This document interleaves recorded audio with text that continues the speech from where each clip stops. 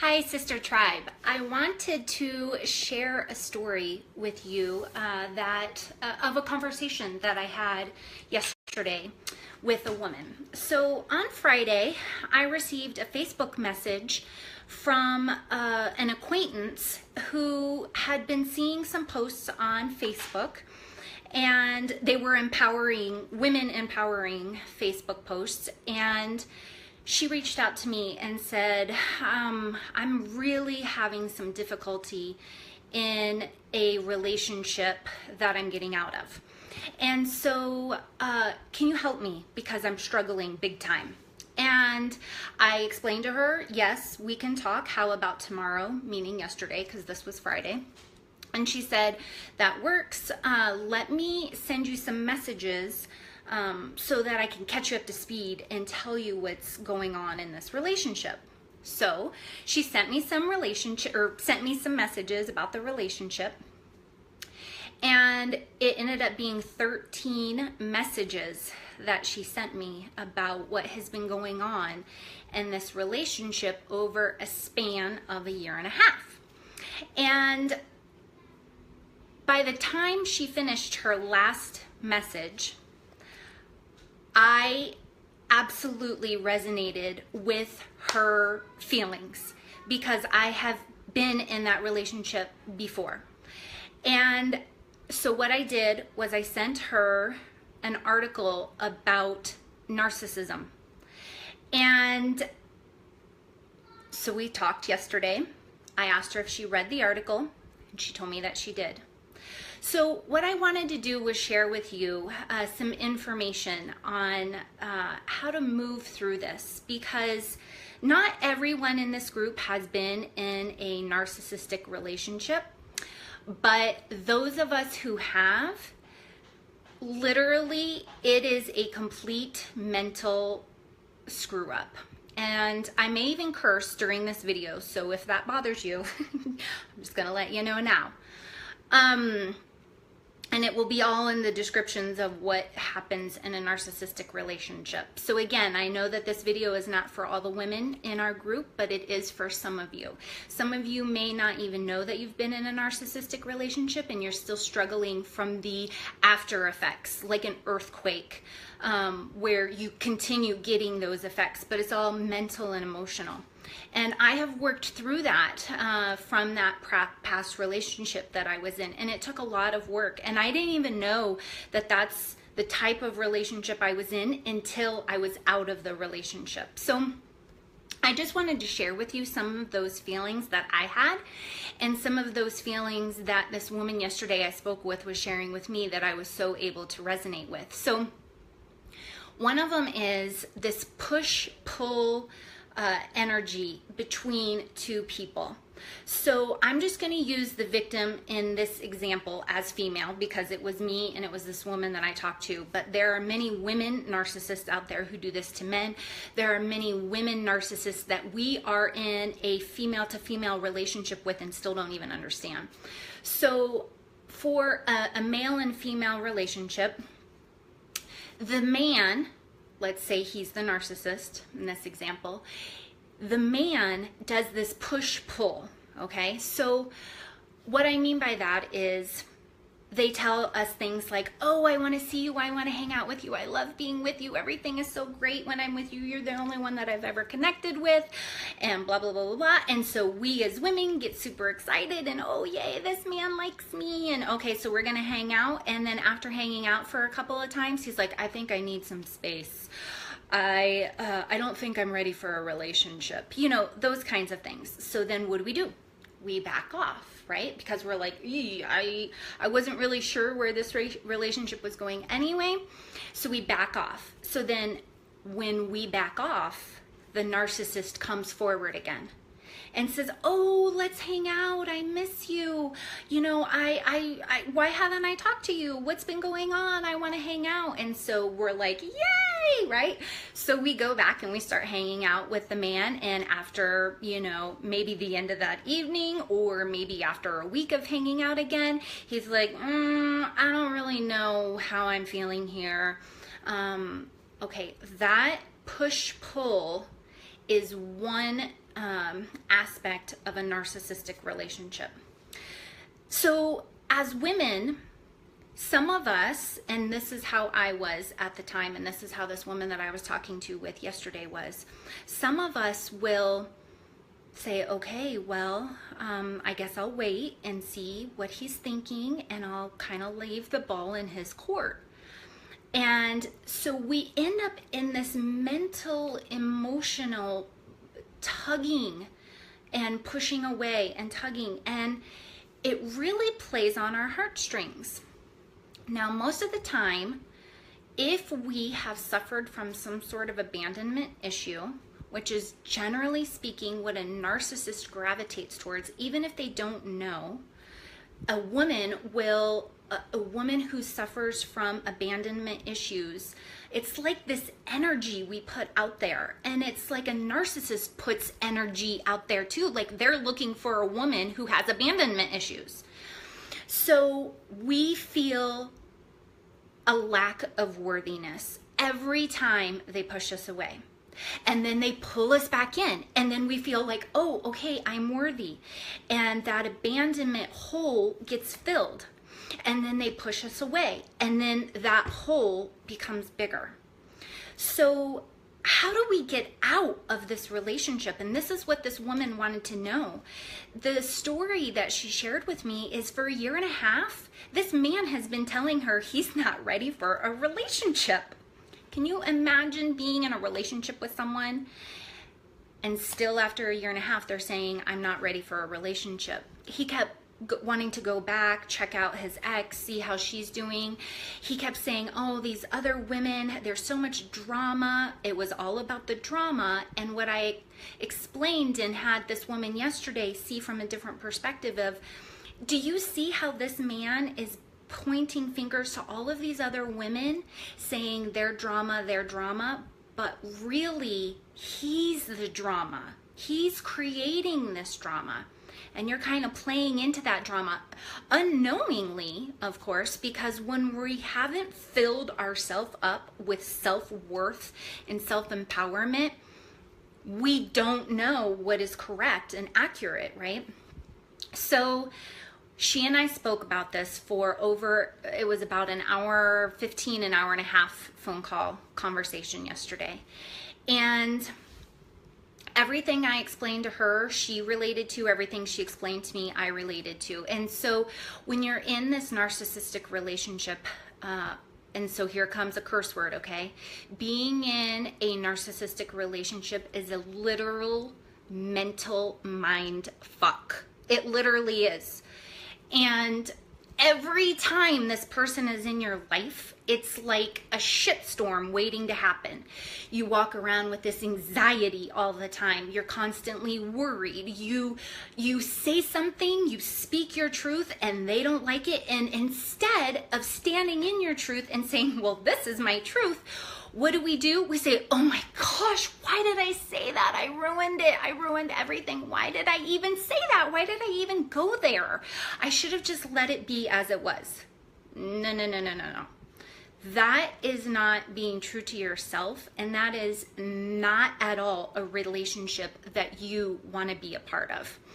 So, sorry, I just wanted to take a look and see who is all on here. Thank you, ladies, for joining this. So what do we do with that?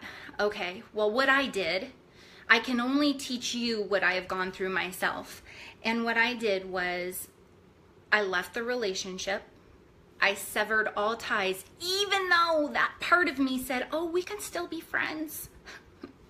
And now I just laugh at that. And that is where this woman is right now. She says to me yesterday, we have a really great relationship and I don't want to lose him as a friend. And what I asked her was, if you had a female friend, sex aside, if you had a female friend who was treating you the way he is and has for 1.5 years, would she be worthy of your friendship? And she said, oh goodness, no.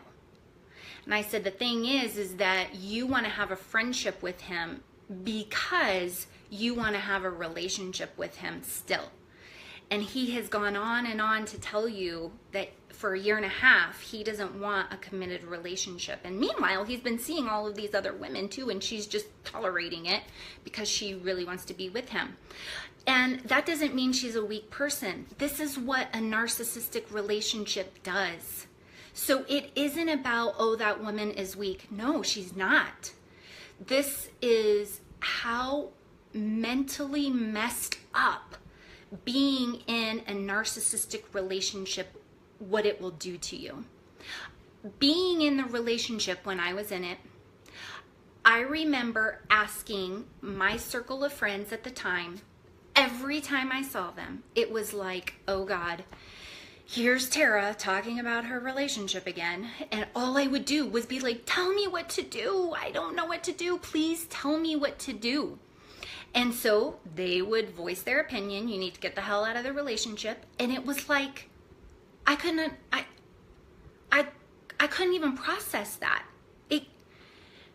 It was like it was what I didn't want to hear. It was like I had put this charismatic, handsome man on a pedestal, and I had created in my mind the type of relationship I knew that we could have, and that was what I was holding on to. And that is exactly what this woman that I spoke with yesterday has been doing. And that is exactly what happens to the victim mentally when you are in a narcissistic relationship. You blame yourself. You create these dreams because it's such a mental twist that you hear what they say, then you observe their actions, which are not congruent with what they say, and yet all the red flags are flying everywhere. And we, the victim, give an excuse for every single red flag that we see. So how did I get out of this relationship? I enlisted someone that I needed to be accountable to. And I said, on this date, I need to get out of this relationship. And I need you to help me stick to my word. Because if I don't have someone holding me accountable, I will not leave this relationship. And I will be miserable. And 5 years from now, will be in the same situation that I'm in right now. So this person said, okay. So the day came. I knew that I had this accountability person who was going to hold me accountable for my words of getting out of this relationship. And thank God I had her, because she did hold me accountable. And I was living with this person, and I had my own house. So I moved back into my own house, and that I had been rented out, but the renters had been out for a couple months, and I refused to put it back up to be rented out. I wanted that. I knew I was moving back into my own house. So anyway, I moved back into my own house, and I ached and I yearned. And all of those thoughts of what I felt like the relationship should look like was what I was still holding on to, even though it was never like that. And so I let myself grieve. I let myself love him, but I didn't have him in my life. It was like heroin. Okay, that is the perfect example of a narcissistic relationship. The narcissist is the heroin. It is no good for you. It hurts you, and yet you still feel for some reason that you need it. It doesn't make any sense. So I just grieved, and I allowed myself to work through that. And I severed all ties. I mean, cut off everything. No social media. I contemplated changing my phone number, although because he's a narcissist, you know, he was like, oh, she'll come back to me. So he wasn't really calling that much. I mean, he was texting on random times. Then, you know, I had to sever some friendships because we were in a common circle together. And I know that there are people watching, and this is how this woman felt. She felt like, Well, I mean, I can't cut off these relationships with other people, and that's fine. You don't have to. But those relationships were kind of feeding the monster. And I had to really take a look at that and say, these friendships, these female friendships, are really no good for me. So I severed that. I just said, you know what? I need space.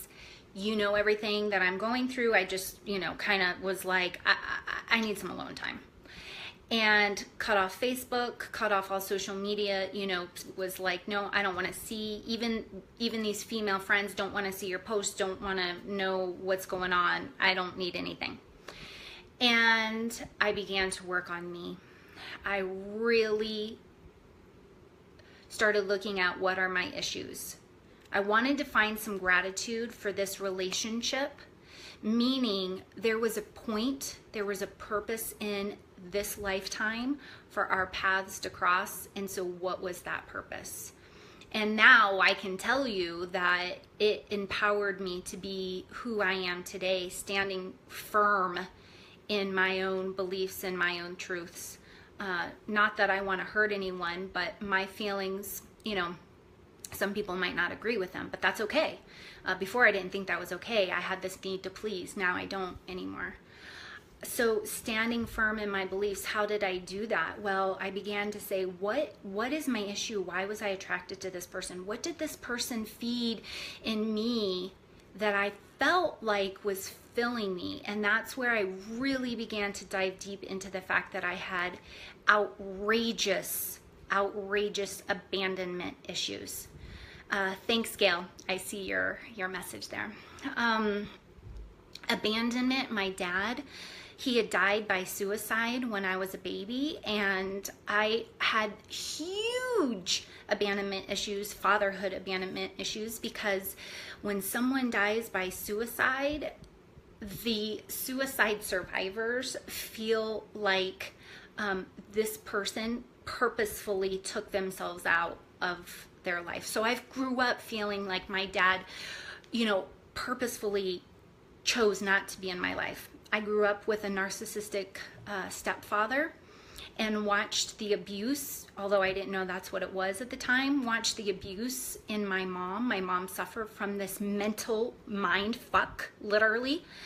I remember the day she called me and told me that my stepdad had wanted a divorce and she didn't know what to do. And even though I should have been sympathetic to her, I was overjoyed, and I told her that. And still, even at that time, I didn't even realize it was, the type of person he was. What I did realize, though, is he had literally mentally screwed my mom up almost beyond repair. But that was years ago, and she's way better now. So, but that's what it does.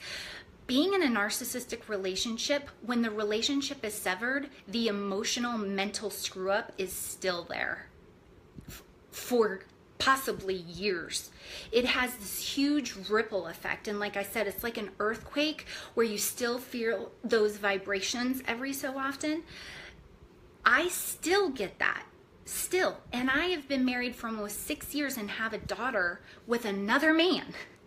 And yet at times, and it isn't because of my husband, it's like I have a flashback. It's like PTSD, literally. And so if you don't recognize that you're in a narcissistic relationship, then the cycle of these relationships continue, right? And then we go out there and we find another person, another man who's going to do the same thing to us. And this is why women everywhere are saying, I don't understand why I end up having a relationship with the same type of person, although they're different. They're different men. Why do they act the same? We're not learning what it is that we need to, in ourselves. We're not learning in ourselves what we need to be, learning. So for me, it was dealing with huge, huge abandonment issues. I also told myself when I moved out and moved back into my house that I was not going to be in a relationship with any man for a full year. And the reason for that was I was a habitual dater. I had been married before. he cheated on me multiple times, and we ended in divorce. And I literally went from man to man. Okay, fatherhood issues, right? Abandonment issues. Okay, very clear now. But I did not know how to be by myself. And because I was literally so mentally confused and literally, again, suffering from some sort of PTSD from this relationship, I just knew that I had to have some serious alone time, and I needed to do some inner work big time. And that's what I did. I began to read. I'm a huge avid reader, but I lost that when I was in that 3-year relationship. I gained it back, and I dove into every spiritual help book that I felt called to me. I would literally go to the bookstore. I'm a hands-on. I don't like Kindle or, those kinds of things. I needed the book in my hand, and I would go to the bookstore and just look at all these books and say, okay, Spirit, God, tell me, what book am I supposed to pick?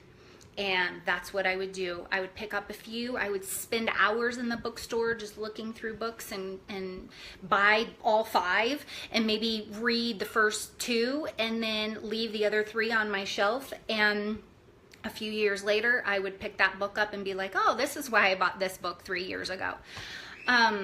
It's a lot of work, but you have to be willing to put in the work for yourself. What I am learning, or what I have learned through all my friendships and talking with women and guiding women, is that generally speaking, the root of our problem is abandonment. And then we perpetuate the problem by self-abandonment. We abandon ourselves. We abandon our needs. We abandon our feelings. We abandon our trust, our belief in ourselves. So, stand in that. Begin to observe your life, and where are you in your trust with yourself? Where are you in your belief with yourself? Do you self-abandon? Or can you be there for yourself? Can you love yourself and stand firm in your truth? Or when you speak it, do you wish to pull it back and wish that you didn't say it? So these are all the things that we need to be aware of within ourselves as human beings and as women, really being strong in who we are. That doesn't mean that we can't bend and that we can't change our mind. It just means that in this moment, in this time, this is my truth. Can you say in every aspect of your life that in this moment, this is my truth? And my truth is, I deserve to be in a better relationship. I deserve to be able to speak my feelings within this relationship and have them be received. I deserve to be in a relationship with a man who loves me wholeheartedly, who values my opinion, even if he doesn't agree. He values it. He doesn't discount it. A narcissist doesn't even think about your feelings. A narcissist acts only on their own feelings. So take this, do with it what you will, let it absorb, or again, maybe none of it really relates to any type of relationship you've been in. But unfortunately, this is what we deal with, narcissists deal with. And most of the time, from all the reading I've done, women who have narcissistic relationships tend to be sensitive women and tend to be vulnerable, but not in a bad way. Vulnerability is not bad. Vulnerability is good. The problem is we're not bitchy, right? And so a narcissist takes that as a way to kind of emotionally bombard us, okay? So, and then take a look at your female friendships. You know, what female relationships are you in that tend to have the upper hand, that there's not an even flow? What female relationships kind of dictate where your relationship is going? You always have a say, always. Even if you say nothing, that is choosing to say nothing and to stay. So anyway, hopefully this video all made sense. I don't normally do live videos, but I wanted to just get on here and talk about this. It's a total random topic in our group, but I've suffered from the issues. Like I said, this woman yesterday, she's dealing with it, and I know in this large group that we have now here, there's at least got to be someone in there. So, all right, women, take care of yourself. Okay, bye-bye.